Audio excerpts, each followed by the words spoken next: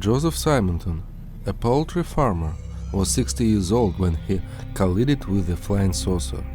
It is reported that he received several pancakes as a gift from the aliens who were inside this ship. The farmer lived near the Eagle River, Wisconsin. Joseph was not expecting any guests that morning. However, alien guests still appeared and even treated them to pancakes. Let's listen to the original interview. Where do you meet someone from outer space? Perhaps in the North Woods. Joe Simonton of Eagle River, Wisconsin, spins a yarn about an April morning in 1961. A morning when, he says, he came face to face with another world. Right here is where this flying saucer, this UFO, landed. Right here about where I'm standing. And it was a big, huge thing, and I wondered what the heck it was. I was in my kitchen having a bite of lunch, and I turned around, put the dishes in the sink, and I looked out the window, and that's when I first saw this thing coming straight down, just like an elevator. And first I thought the roof went off of my house, and I thought, no, the roof is green, and this is bright. What the heck is it? So I rushed out to see what it was, and by that time there was a hatchway opening up in the top of it, just like the trunk of your car. And in there stood a little man. I say a little man, about 5 foot tall, holding up a jug or a container, and he motioned he wanted to drink. He motioned for water. So I walked up to him to get this jug, and I looked at his eyes, and they were so penetrating that I had to look away.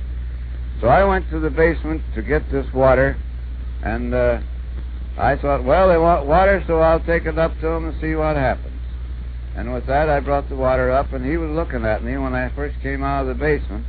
But I didn't look at his face until I got right up to him. Then I looked up, and I handed the jug up with both hands, and I had that same look in his eyes, a sort of a penetrating look.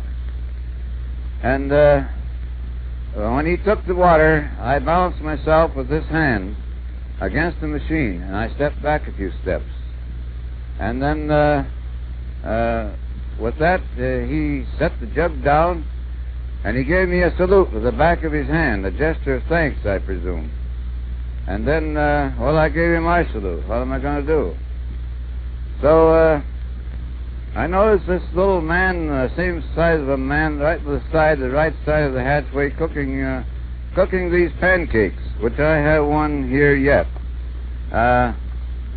He was frying these pancakes, and I pointed to him and made a gesture like eating. I thought maybe I'd get a conversation out of him. Nobody was saying anything. But he didn't say a word. He just reached over and he got a handful of them, 4 of them, and he handed them down to me. And they were hot and greasy. And this man cooking these pancakes, it was on a square grill-like concern. I couldn't see any flame, but it seemed to be very hot. There was smoke coming from it. And if that was their food, God help them, because I took a bite of one of them, and it tasted like a piece of cardboard. And if that's what they lived on, no wonder they're small. And with that, he reached up and he closed this hatch with a heavy thud click-like, and it latched. And you couldn't a bit more see where that hatch was, and you could see a hole in my hand. And with that, the thing started to raise, just like it came down. Everything was timed perfect. It went up about 20 feet.